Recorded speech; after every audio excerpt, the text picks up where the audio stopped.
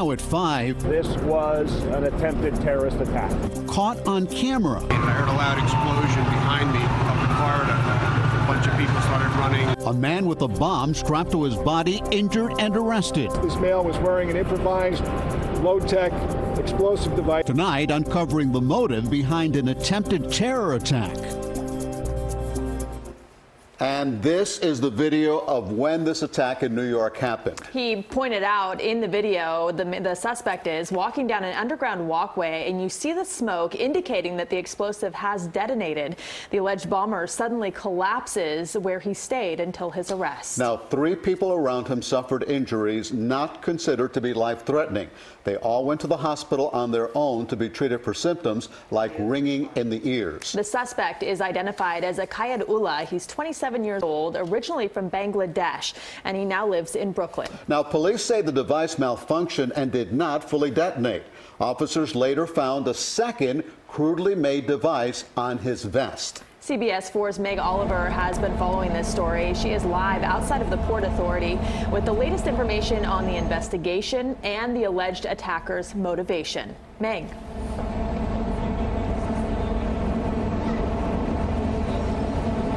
Shortly after the explosion, everything around Times Square was shut down, including the Port Authority bus terminal behind me.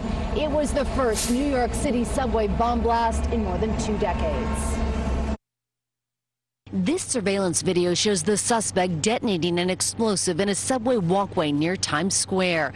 Police have identified him as 27-year-old Akayed Ullah, an immigrant from Bangladesh who was living in Brooklyn. This was an attempted terrorist attack. The suspect's abdomen and hands were burned when the crude pipe bomb went off. The device is based on a pipe bomb. It was affixed to his person with a combination of Velcro and zip ties. A law enforcement source tells CBS News Ullah made the bomb intending for it to hurt others and carried out the attack for ISIS.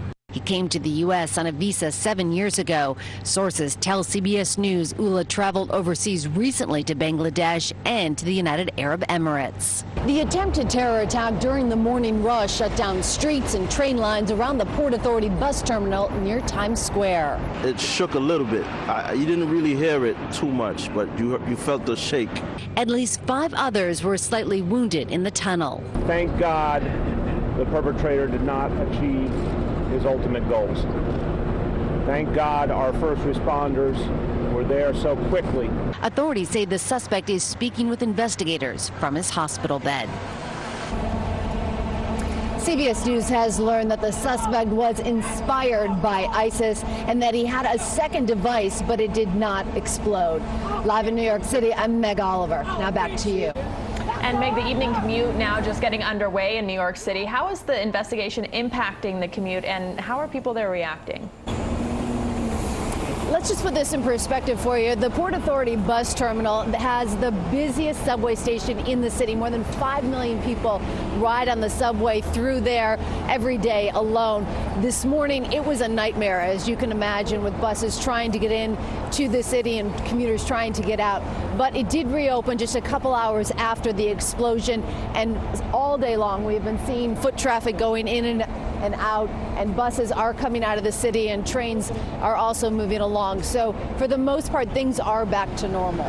Could have been so much worse. People so thankful it wasn't. Meg Oliver, thank you for that live update from New York City. And look for much more on the attempted attack in New York tonight on the CBS Evening News with Jeff Glor at 6:30, following CBS 4 News at 6.